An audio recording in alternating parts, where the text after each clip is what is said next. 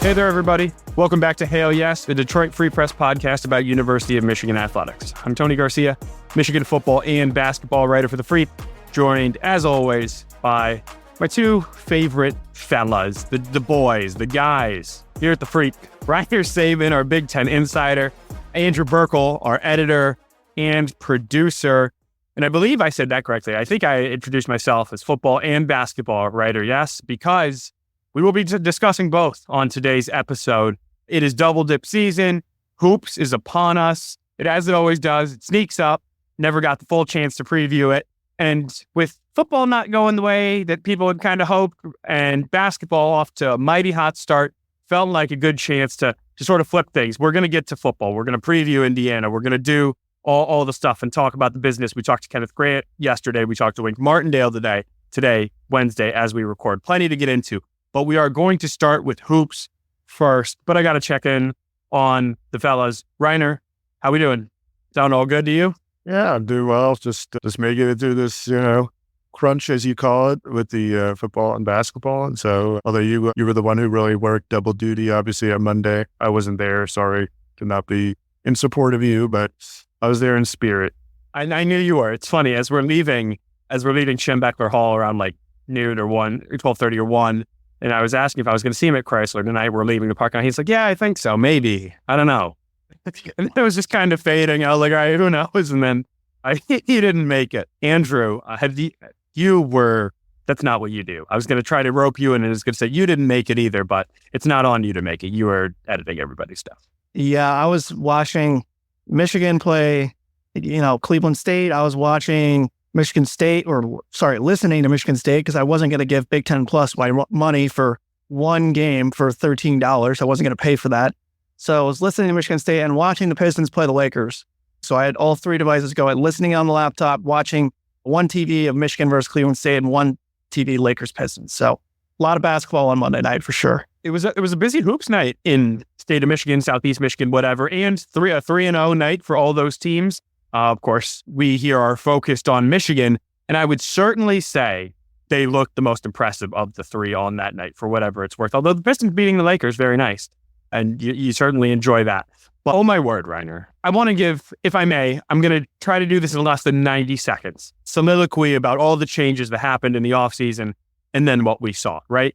There is a ton of changes, right? You bring in a new coach with Dusty May, who brought in 10 new staffers, 5 new assistants, Mike Boynton, Akeem Miskadeen, Justin Joyner. Another one of them was a GM, Kyle Church. Another one is in player development, Drew Williamson. You got a new strength coach, Matt Aldred, a new special assistant to the head coach, Brandon Gilbert, and a director of basketball ops, KT Harrell, right? So I'm just saying it because that's a lot of changes. We've seen what staff changes look like when you have wholesale changes in football, right? So I'm just laying that groundwork. Then you've got the lineup, all the new roster, which has 6 transfers. Point guard, Trey Donaldson from Auburn. Shooting guard, Roddy Gale from Ohio State. Small forward, Reuben Jones from North Texas, though he did not play in the opener. Power forward, Danny Wolf from Yale. Center, Vlad Golden from Florida Atlantic. And 6, 7, 8 man, Sam Walters, a shooting forward, I will call him, from Alabama. We got a trio of incoming freshmen, LJ Kaysen, Fat Brooks, Justin Pippen, son of Scottie Pippen, and then some returners, Namari Burnett and Will Cheddar. The reason I go through all of that is it would be totally understandable with all of that going on that it's going to take a little while to sort of grease up the hinges, right? Get things going and get things operating in crisp working order. Easy enough for me to say. They looked like they've been doing this since preschool. I mean, 101-53 against Cleveland State. Cleveland State is no great shakes, but that's a fine, middling Horizon League team that KenPom had Michigan projected to win 81-65. I know that was a lot from me, Reiner, but I was just so unbelievably impressed with what I saw top to bottom on night one. Yeah, I mean, it was obviously an extremely good debut. I mean, they did exactly what Dusty May said they were going to do, which was, play fast, try to maximize the number of possessions, shoot a lot of threes, and they executed their game plan exactly as they laid it out. And I mean, we saw, signs of it in that one media day scrimmage. I mean, exactly how they were going to play.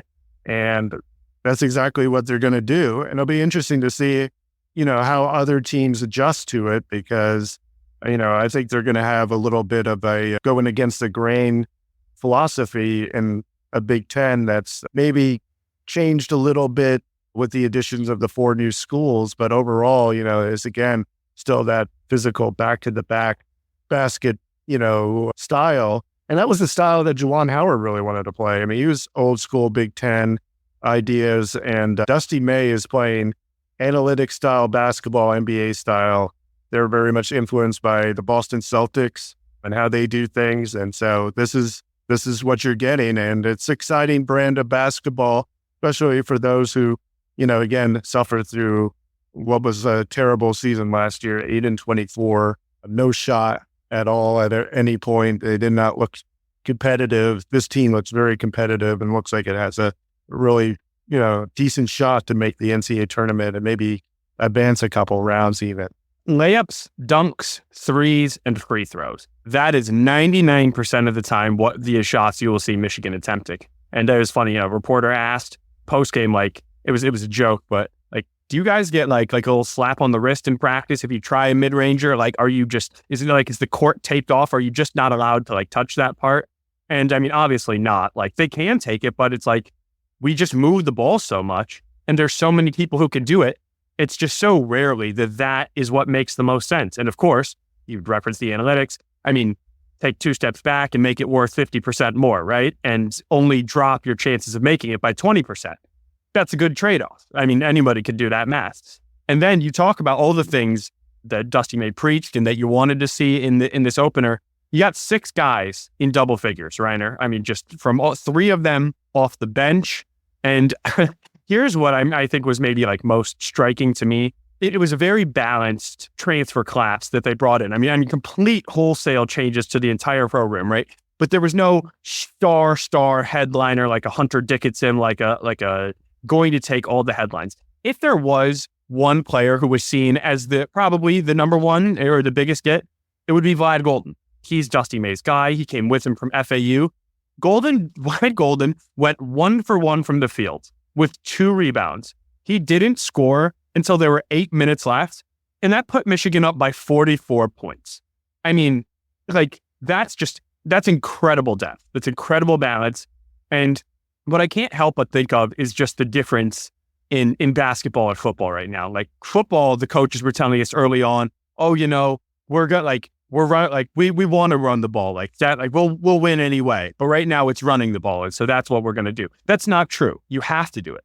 Michigan basketball is saying any of these guys can be our guy. It can be Danny Wolf going for 19 and 13. Roddy Gale can be our closer. Some days we'll dump it down to Vlad. But if you're going to shut off one valve, we'll just open another.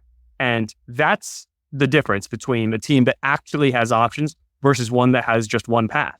And if I'm excited as a Michigan, if you're a Michigan basketball fan about one thing, it is the versatility of this team.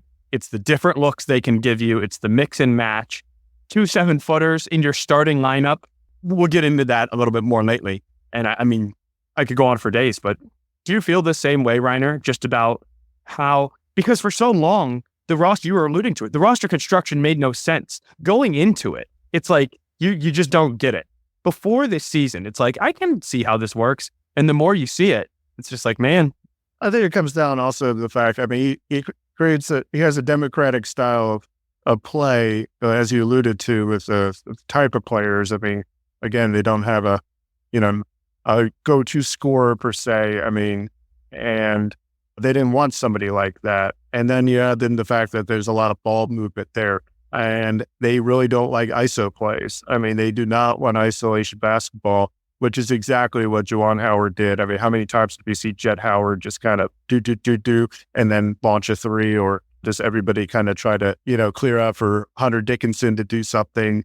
Yeah, it's a much more fluid style play. You're not going to see the ball stuck anywhere. And I think you can move parts around a lot easier with the way that they constructed the roster. That's the other thing. There's a lot of thought that went into bringing in these specific players. I mean, it speaks to Dusty May's experience and understanding of what he wants, which, again, I don't think you get with Sharon Moore. I don't know if he really knows. He has the experience and has the ability to evaluate exactly who he wants to bring in. And I think you saw that with how he's handled the quarterback competition and the way that he's managed that specific position too. And I think, that's why you want an experienced coach. That's why you bring in experience. That's why Michigan is a program that generally gets experienced coaches. In the case of Sharon Moore, he's not experienced head coach. And I think you're seeing some of the problems reveal themselves. Juwan Howard wasn't an experienced college coach either.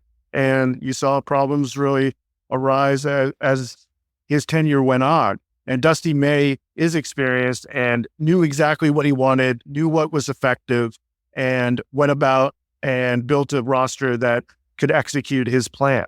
And he did it on the fly without the NIL backing right away. I mean, they are going to have to ramp that thing up, and they know they are, and that is actually actively in place right now. I mean, Dusty said, he said it explicitly. He's like, we're not going to be able to recreate what we did this offseason every offseason. He said, frankly, we were very pleasantly surprised how quickly everybody bought in given what they were able to just offer, right? I mean, we just talked to Wink Martindale, right? And money talks. That's what he just spent half his press conference talking about, right?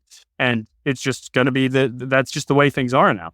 And so for Michigan to pull this off this quickly is really impressive. And I just want to go into the game a little bit, because it's funny. You always love one of my favorite, not favorite coaching lines is, you love to win a game where you don't look good, because then you got stuff to work on.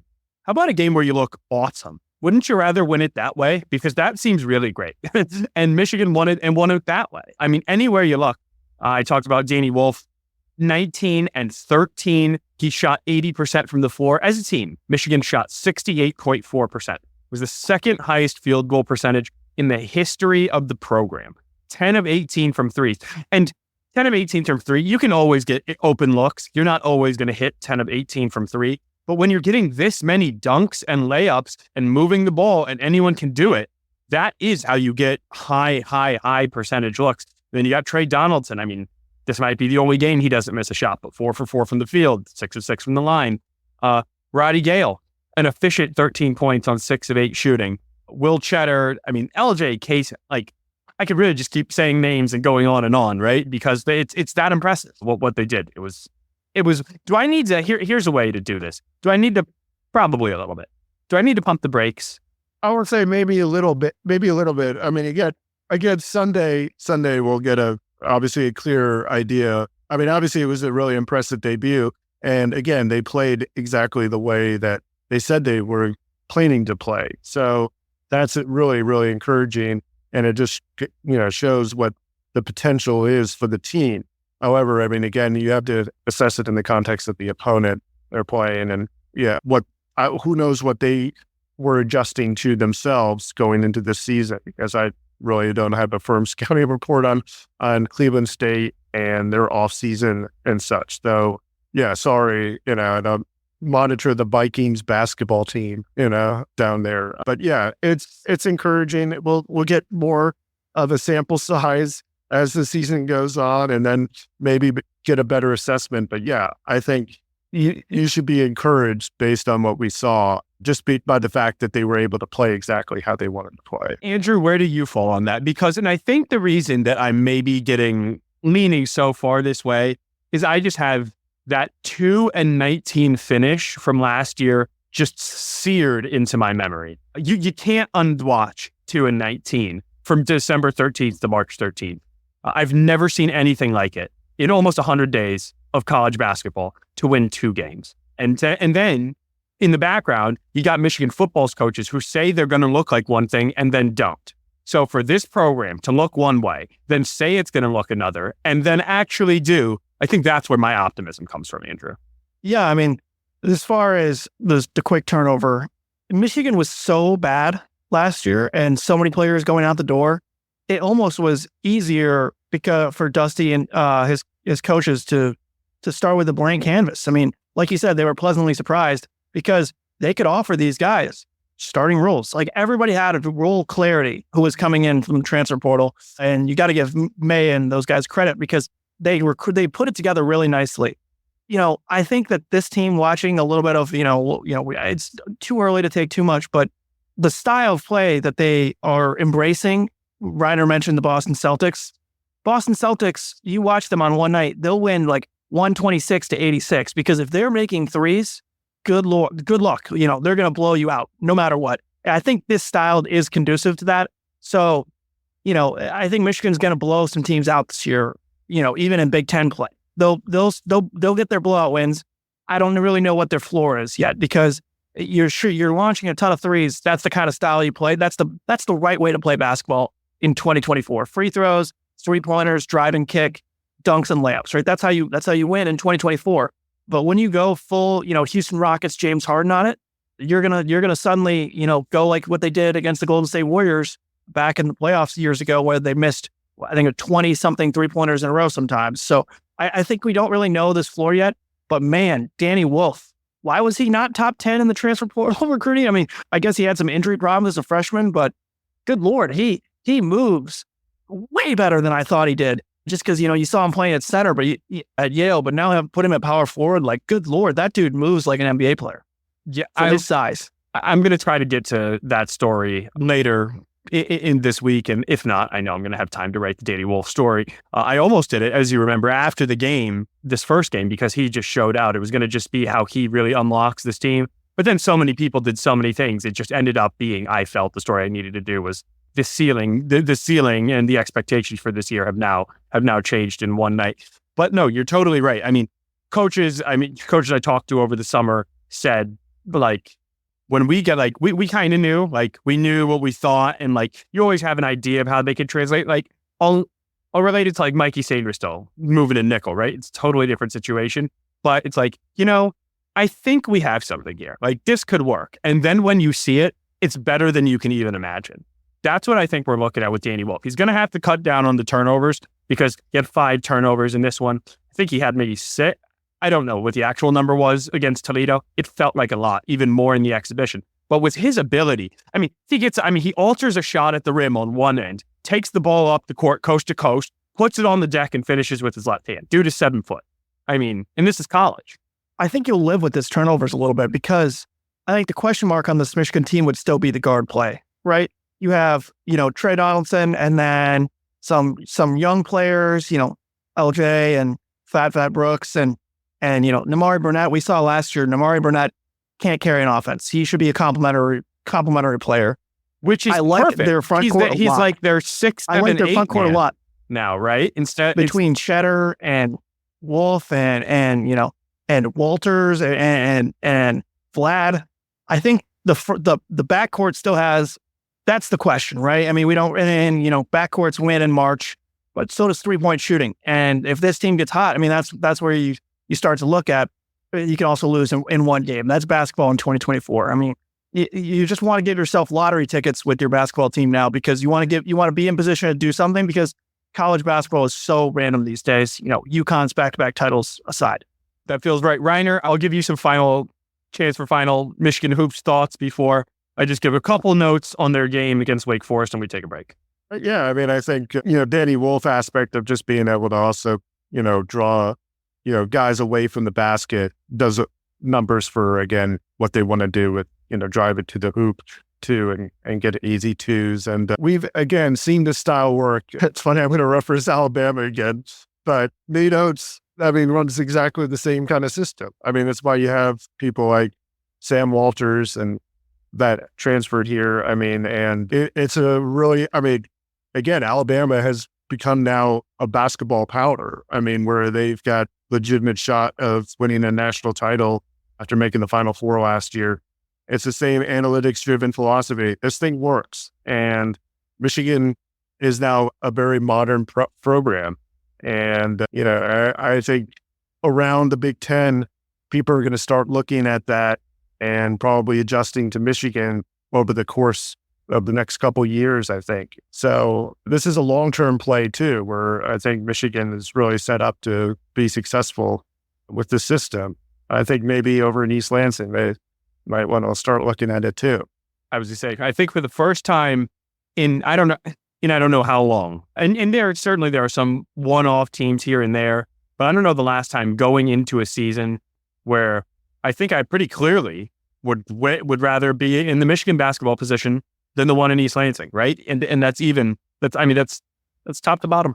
That's top to bottom. The future. I'm not there for sure yet for this season. Michigan State's got a lot of veteran players too, and I mean we'll have to see it gel. Well, and we'll see it early here in the first few weeks, but I think Michigan State has a little higher floor still, just from the Izzo infrastructure and from some of the guys that they have. I just think their floor is a little higher than Michigan this year. But I think that going forward, Michigan's younger coach, who can navigate the transfer portal, that's certainly appealing in today's day and age. And he nailed some high school recruits. So I mean, yeah, seems like they struck gold with Dusty May, but it's been one game, so let's keep that in mind. Juwan Howard won the tournament in November his first year, right? And we're like, he inherited a better roster, and the transfer portal didn't exist back then. The transfer portal didn't exist, so it's not, you can't compare it at all.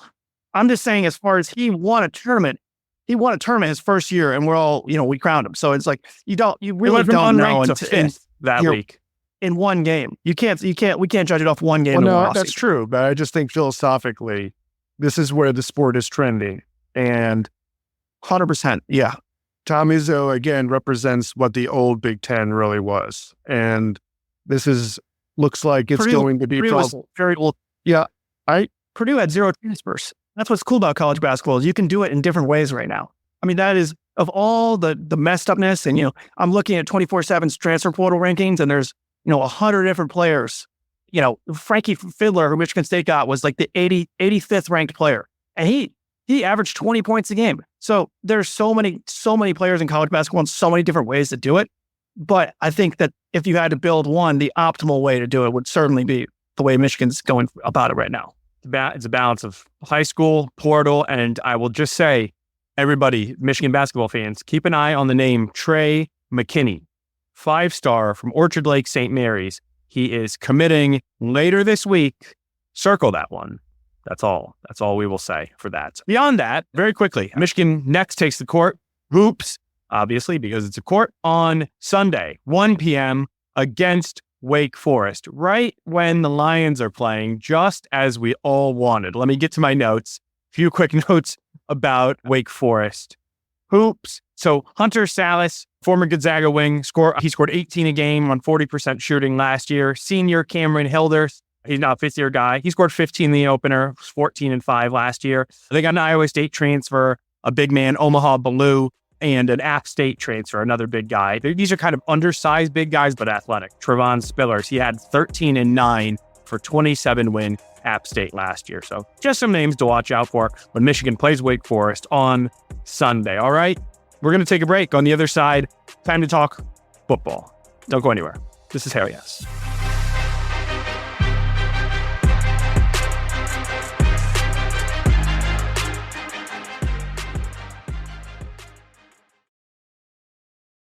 All right, welcome back. Talking football now. We're going to take a quick look back at Oregon, but by now, pretty much everybody knows what happened, and then we'll look forward to a second consecutive matchup against an undefeated team. But last week, Reiner, Michigan 38-17 lost to the number 1 Ducks. Fell behind early, 28-10, right at the half. Made it 28-17. It was 31-17 late. They had a chance, 4th and 5 at the 10. An offensive coordinator, Kirk Campbell, calls up the Philly special, a little trick play from Samaj Morgan, throwback to Alex Orji, and throws it out of bounds. Orji runs into, a TV stanchion. It's about as catastrophic as it could possibly be. Oregon then marches 6 minutes, pounds in the final touchdown. That's all she wrote. Kind of closer than the game was kind of closer than the final score, but also it was never really in doubt at the same time. First downs and early starts in the first half. This will be my last note, then you could take it from here. They had 6 first down plays in the first half, not counting like a kneel down to end it. Those first 6 plays covered -1 yards. They lost yards on their first down plays across all of them combined. Yeah, no, it was a failure on the offense's part, especially in that first half, and set in motion. The defense wasn't very good either. They were down 2 corners, Jair Hill and obviously Will Johnson. And they had to move Makari Page to a nickel spot and Zeke Berry outside. And the issues of depth that were there with the defense have kind of been exposed over the course of the season. That was always a kind of fear going into the year. But the problems with the defense have been exacerbated by the inefficiency of the offense. And it's just, they haven't scored more. They haven't reached 20 points in 4 of the games. Each of those have been losses. You could probably pin most of the problems that Michigan is experiencing on the offense, because the offense really sets the tone for everything. Ball possession, being able to keep the defense in a good position out of sudden change situations. They've been better about not turning the ball over recently, last couple games. But again, too many short drives, short possessions that are kind of hanging the defense out to dry. And so, yeah, a lot of everything kind of stems from the offense. It did during the best years of Jim Harbaugh. When the offense is going well, then the defense doesn't have to face as much stress. And it's a cataclysmic failure, basically, of what's going on here with Michigan football. And, they kind of really sowed the seeds for their failure in the offseason, again, with the kind of inertia as far as upgrading potential problem areas. And also, you noted it. It is part of it. They have been a little banged up by injuries, more so it seems this year than last year. And then when they never had the same depth to begin with, Wink Martindale talked about it today. He's like, I think sometimes you got to be 3 deep, and in some cases, Michigan isn't even 1.5 deep. Right? There is just nobody beyond that initial line in some spots who you can count on. Right? And that's just where things are at overall. And even it feels like even as one thing picks up, Reiner, right? Let's talk about the pass offense. Davis Warren has steadied this ship. There's no doubt about it. A full month ago, right, against Washington when Jack Tuttle was coming back in, and against USC and Minnesota when Alex Orji was passing the ball, this team would have done some unforgivable things to have a quarterback who can complete 57% of his passes, throw 2 touchdowns, and not turn it over on more than 20 attempts. That was seemingly what they were missing. And then as soon as that happens, the running game has just completely abandoned them. There's absolutely no push at the line of scrimmage. There's no movement off the ball. One of the most damning stats, I think, in any game this year, and that's really saying something, is this Kalel Mullings rushing line. I get it. Oregon has a very stout run defense. Noted. 8 rushes for 16 yards. And he had to gain 18 yards after he was first contacted, means he had absolutely nowhere to run. The second he had the ball, there was someone or 2 someones in his face. And so it's just been whack-a-mole with Michigan. It feels like this year. As soon as you're hammering one problem out, up comes another one, and they're just chasing it. And Steve Kasula, tight ends coach, he sort of said it. He said, we can't be looking at everything so to the point where you can't see anything. Like, we do have to start focusing and zoning in on some specific spots. But when there are this many, you got to take a whole picture. So it's just that give and take. It's a tough spot. And now, Reiner, let's turn it forward, heading into Indiana, right? 9-0, the fighting Kurt Cignettes. Yeah, Indiana's a experienced team. In the sense that they have a lot of experienced players. I think they have 4 7th-year players.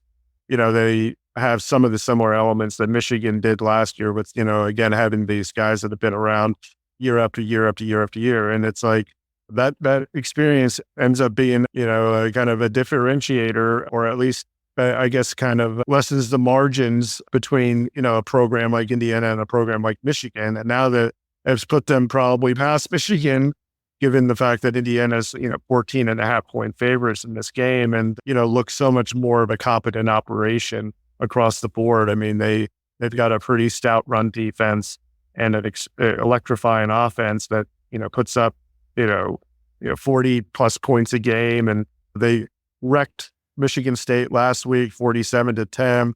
Again, Michigan had to kind of hold on to dear life, with dear life at the end of the Michigan State game. So, yeah, this is not a team to mess with. And unfortunately, Michigan's kind of going right into the mouth of a beast right now. I don't know if we want to get too high. I don't want to talk about paths to victory, because that's really what we're going to talk about. When we make our official predictions, but just, I don't know. We talked to Kenneth Grant on Tuesday, and here's something I will say is, for what it's worth, and there were a lot of questions, and I'm back, and I don't like saying there have been questions. I've been asking the questions. I'm one of them. Me.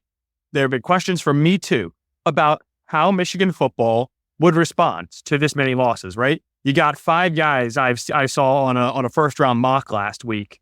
You're really going to go gear up when you're 5-4 and it looks like your 2 touchdown dogs in Bloomington? I mean, everyone's human. Like, how do you possibly do it? And I will give them credit because you can really, they're saying things and then there's meaning things. And I really try to look for the nuance between it because so much of what has been said has just proven to not be true, frankly, or has not borne out. I look for the way things say it. Steve Katsulo, like when he went like this and he's like, these guys are like this, it really sounds like they were still together. The first thing Wink Martindale said when he opened up his presser today, before he took questions, he's like, I actually really am proud of the way these guys have not quit. And yes, you could say that is a prerequisite. Congratulations, you're not quitting. That's what you're supposed to do. However, there is the human nature element, and they were down 18 to Oregon. And a lot of times, an 18-point game like that could have gotten out to 31, 35. And they did respond. And for Kenneth Grant to say, no, I'm finishing these games. And it seems like Mason and all the people who are playing it, Will Johnson might be out, probably out. Can Michigan use that, and galvanize around that? I'm not going to say for a win, but as a lightning rod of the program, that even in our darkest times, this is still the mentality and the approach. And damn it, the talent is going to be here better and soon.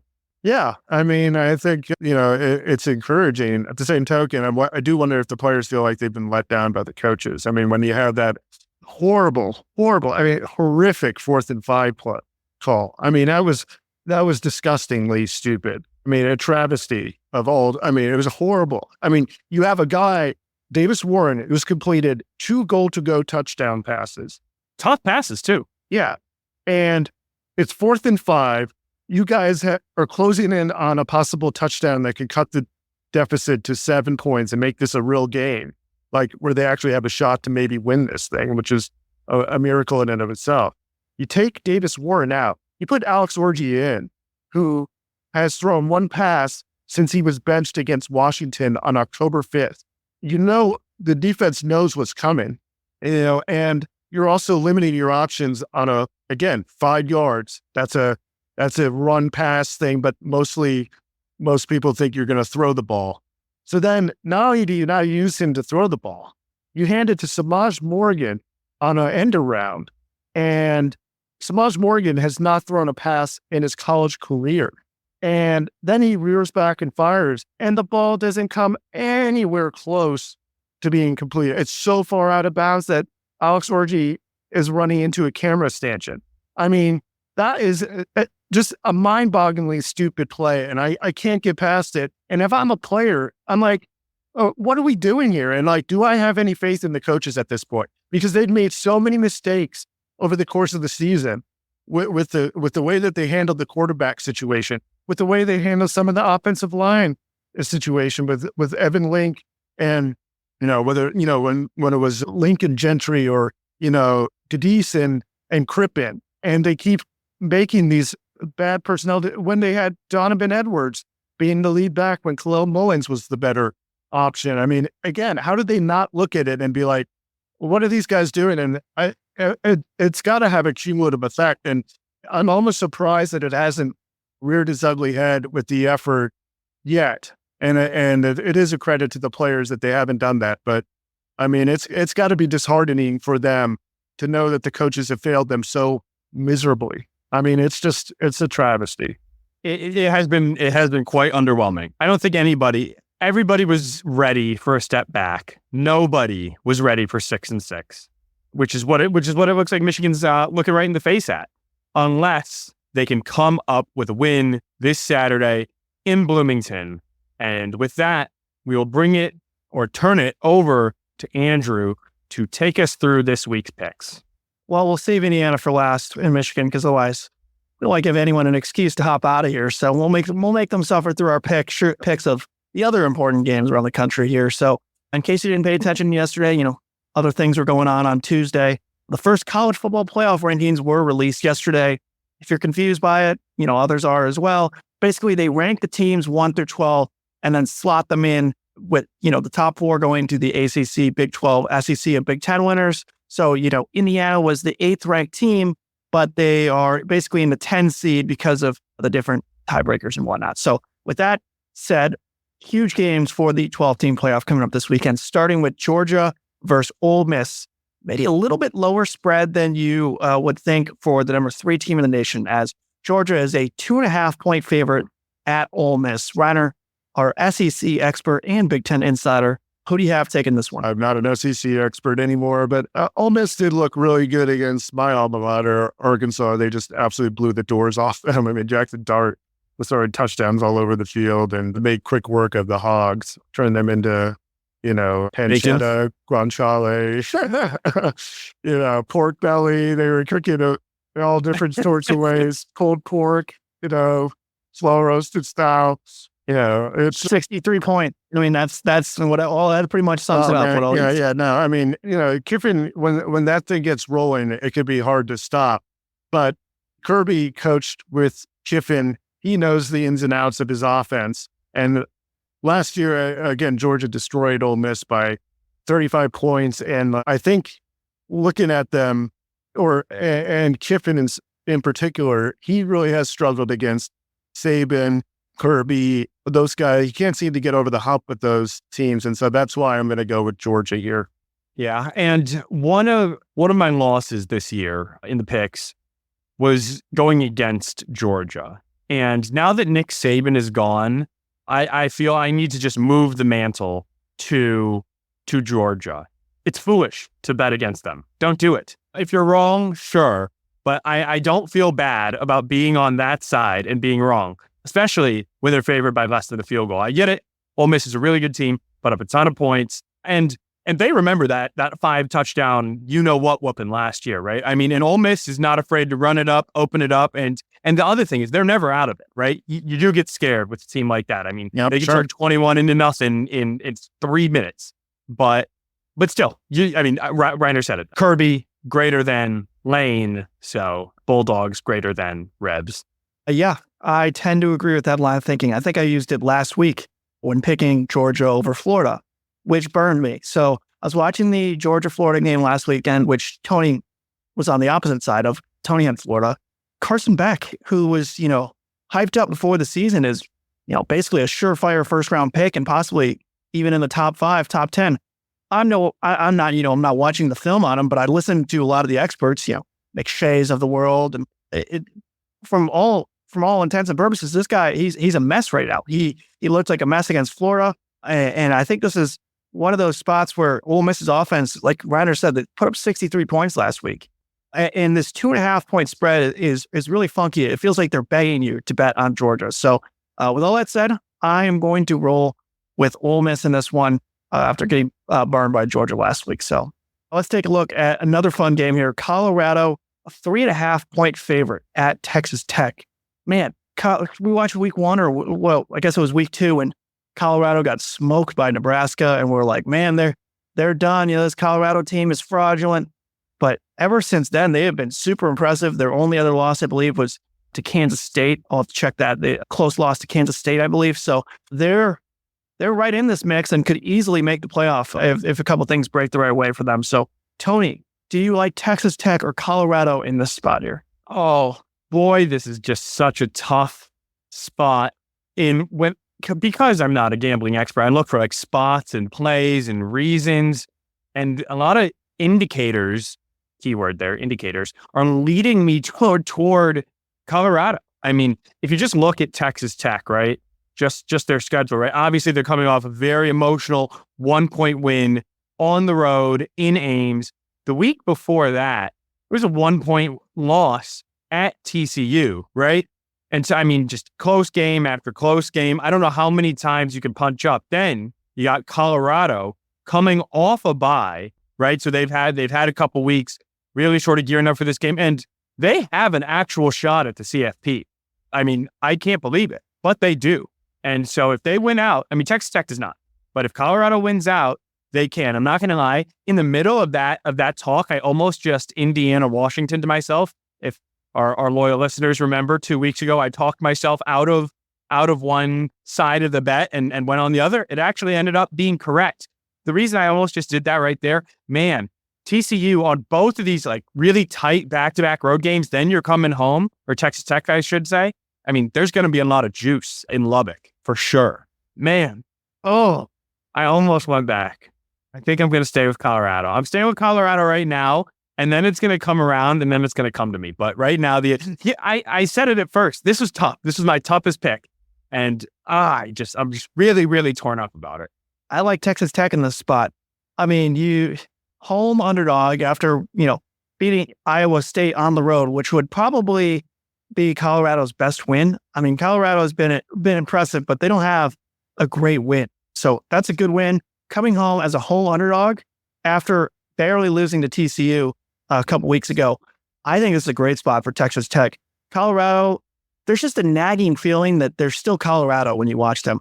I was, so full disclosure, a couple weeks ago, I put a long shot bet on Travis Hunter to win the Heisman. They had him at 40-1. So I've been watching every Colorado game very closely. In that Cincinnati game, just Colorado looked like they just wanted to let Cincy back in the game in a million different ways. So I just think that they're due for one of those either fluky losses or stupid close games where they just let them back in the game because their team is still not uber talented by any means. So I'm going to take Texas Tech at home.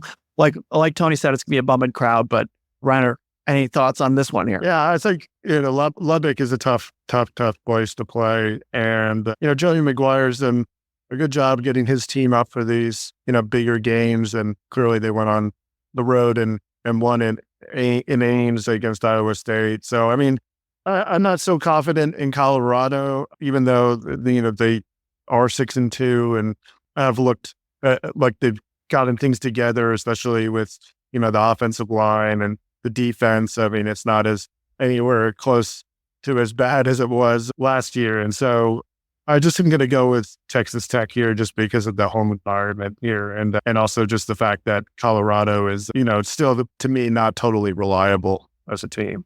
I'll stay. I'm gonna stay with Colorado. This whole time I've just been shaking my head, and I'm flicking loud. Can't make up your mind. I really can't. And part of me is like, if I just go Texas Tech, then nobody can gain any ground on me. No harm, no foul. That's not the way we play. I have integrity. The last time I did it, because it was a full feel. This one, I'm still 50-50. So it's a tough I'm a man one. of honor. I'm a man of honor. I can see it both ways, honestly. We might have to start putting our picks on a separate document here if Tony can't play by the honor system. Did we go over the records? Whose picks am I taking? Give me a break. Yeah, because you're cheating the system, clearly. You just admitted it. No, I've never done that. I just said I could have and opted to not. Well, you said the quiet part out loud, Mr. Garcia. We caught you. Anyways, we'll move on to the biggest game of the weekend. I feel I put my picks down first. I really do. Anyways. Whatever you got to tell yourself to sleep at night. But all right, so Alabama, LSU, the biggest game of the weekend. Anytime these two teams play, it's special. Alabama on the road at LSU, Baton Rouge, that environment, still a 3-point favorite. So both of them aren't maybe as good as we've seen in the years past. But Reiner, we'll let you go first on your former team as my dog goes crazy at someone knocking at my door. So yeah, I'm going to go with LSU here, just because, again, they're playing at LSU. It's a really, really tough environment. And I'm just not so confident in this Alabama team. I just don't think they're that much better than LSU. And a place like that is tough to play. Kalen DeBoer has ever seen Tiger Stadium, experienced that kind of environment. A lot of his players haven't experienced that environment, considering they brought in quite a bit of transfers. And they still haven't quite settled things on offense either. And different times, their defense has been kind of iffy too. That could be a real problem against that kind of offense that Joe Sloan and Garrett Nussmeier run at quarterback. And so, yeah, I'm going to go with LSU here. I kind of feel like an unstoppable force is meeting an immovable object. And I don't mean Alabama versus LSU. I mean the almost guaranteed victory that is an LSU night game versus Brian Kelly coaching in a game that actually matters and needing to, like, both these things can't happen, right? Like, Brian Kelly loves to choke in the spot, but this is such a tough place to beat LSU, which is why you just take LSU with the points, +3. Alabama wins by 2. LSU still covers. You don't have to trust LSU to get this done, right? Like it can still be that tight game, and you're on the right side of it. And I still think LSU could win this one outright. I mean, Alabama has, it looks like they're going to get dog walked by Georgia, then have an unbelievable comeback right back, forth as that. And they've been up, they've been down. Now it doesn't look like that road loss at Vandy is not the same bad loss, right? So it's not like they're just automatically going to lose. But both their losses have come on the road, and they're going on the road again. So, yeah, Tiger Stadium is, the best environment and night I've ever seen. It's incredible. It's like, and that game, those fans, they loathe Alabama. Obviously, they were seen as the dominant team of that era, of course. And then you add in the fact that, again, you just have a whole day of drinking, and if you've ever been in that kind of place, they like to get down and party. And it starts to really show itself in that first quarter. When Alabama takes the ball, you're not going to be able to hear the person next to you. Just that's the way it is. Open air press box. You get the full atmosphere when you're there. It's pretty cool. Definitely on the bucket list, man. I want to go to a game in Baton Rouge. How many have you been to? Two. There? Yeah, I've been to 2 of them, and they're both. Alabama, LSU. Alabama won both times, but that they also had far superior teams at the time. But now, again, this is the teams. The difference between the two teams and the discrepancy is just not there, and so I'm gonna go with the environment there because of that. Yeah, I don't love the spread, but I do like Alabama in the spot because Alabama's been playing a little bit better. They beat a bad Missouri team 34-0, but I just don't really love that recent LSU loss. At the time, you're like Texas A&M, they're charging up the rankings. When Texas A&M gets, handled by South Carolina last week, South Carolina looked like the better team. Alabama already beat South Carolina 27-25 a few weeks ago. I just think that Alabama might be a slightly better team than LSU. Nussmeier, who had been playing really well, had a disastrous second half against Texas A&M. Maybe he's still dealing with a little bit of those demons here before playing Alabama here. So I'm going to take the Crimson Tide as a 3-point favorite on the road against LSU, even though, anyone who watches college football knows how tough of a place that, Tiger Stadium is to win on the road. So maybe ill-advised, and maybe that's why I'm way behind in the picks, but I do like Alabama in this spot. That's fair. All right. And you got to catch up somehow. Michigan. Well, if we can cheat by looking at every other people's picks, then we might as well do it, right? So set yourself up there. Let's take a look at the Michigan-Indiana game. What crazy world we're living in. The Michigan is a 14.5-point underdog against Indiana. Not exactly a football powerhouse, but they sure looked like it last week against Michigan State. Just pounded Michigan State 47 unanswered in their own barn there. So, Tony, we'll let you pick first, Michigan or Indiana, 14.5 points. Yeah, it was 3-1 in the picks last week, and the one loss was not close. It was this one. It was Indiana. And again, I'll reference that Indiana-Washington game from a few weeks ago, right? It's just their spot. Indiana doesn't just win. They cover consistently. And people are having trouble getting over that name on the front of the jersey. I'll say it again. If this is USC, this team is ranked top 5, right? There's just no question about it. It doesn't matter. Don't give me the schedule crap. I get their schedule's not been great.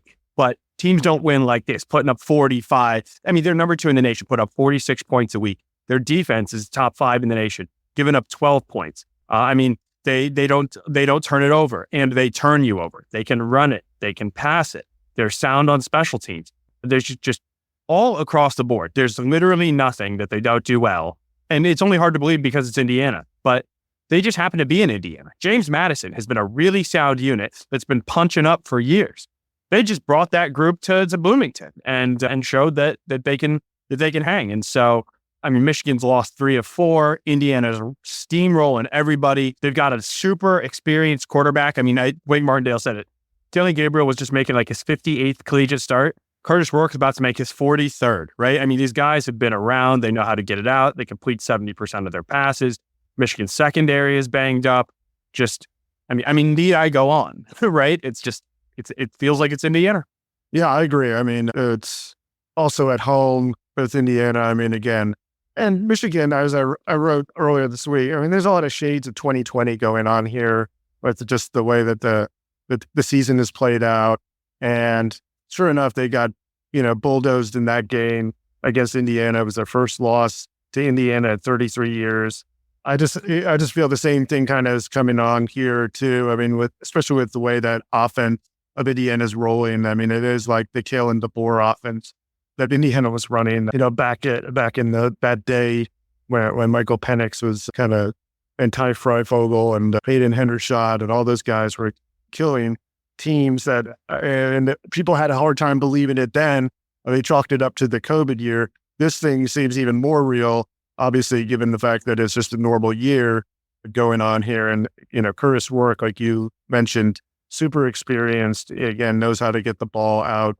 I don't think that they're going to have much problems with, Michigan's defensive line because of that. I think they'll look at, again, Oregon, Texas, those teams about, quarterbacks that were just able to kind of, again, make the quick read and deliver the ball. So whatever strength that Michigan does have, it'll be neutralized. And I don't think they had the offense to be able to keep up with Indiana. Yeah, I mean, it's official, guys. I'm done picking against Indiana until maybe Ohio State. So at least one more time, I'm done picking against Indiana because they were so physical with Michigan State. I mean, they just dominated Michigan State's offensive line, the same unit who pushed around Michigan in Iowa in the 2 games prior. I mean, it was like, oh, you can't even get a play going. And Childs ended up getting hurt, having to leave the game. And then Michigan State's backup, Tommy Schuster, came in the game. And he's not nearly as mobile as Childs. And it was like freaking open season. Like they were teeing off on this guy. And Michigan's offensive line, I don't think is anything super superior to Michigan State's offensive line. Maybe a slightly better group. Probably pretty much apples to apples. So that's the first point. Secondly, this is a massive game for Michigan or for Indiana. This is one of the biggest games probably in Indiana in years. I mean, because you have Ohio State next on the road.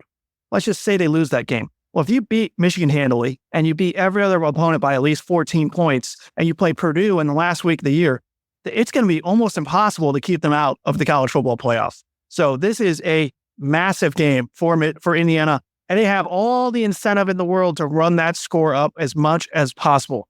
And that's what they did last week against Michigan State. I mean, there was times where they could have been, handed off, and they just kept scoring and scoring and scoring. And I think, in a college football ranking world where the system is not always fair, I think it makes sense for them to do that. And I think they'll try to do that again against Michigan if they have the opportunity to do so. I'm right in lockstep with you. I mean, 11-1. I don't know how 11-1 Indiana does not get in, even with that less than impressive strength of schedule early on in the season. That's going to do it for us ahead of week 11 and ahead of basketball season. Glad we got to get both of those in the mix here. Once again, Michigan, Indiana, 3:30 on Saturday, and then hoops, Michigan, Wake Forest, Sunday at 1, before TCU comes to town the following Friday during Michigan football. Not during the Lions game, I just realized. You said it was during the Lions game. Lions played 8:20 against the Texans. You're right. So have your cake and eat it too, Michigan basketball fans. You can. It's the next two. It's the Jags and the Colts that the Lions play at 1 the next two. That's my mistake. Great. Good news for everybody. So yeah, you can watch the Lions as well. All right. Thank you for listening, and thanks to everybody who makes this show possible. That is our editor-in-chief, Nicole Avery Nichols, our new boss, our sports editor, Bill Bradley, who we are thrilled to have come join the team, come now steer the ship. Also, audio engineer Robin Chan. And then, of course, can't do this without the boys, Andrew and Reiner. For them, I'm Tony. Thank you all for listening. This is Hail Yes.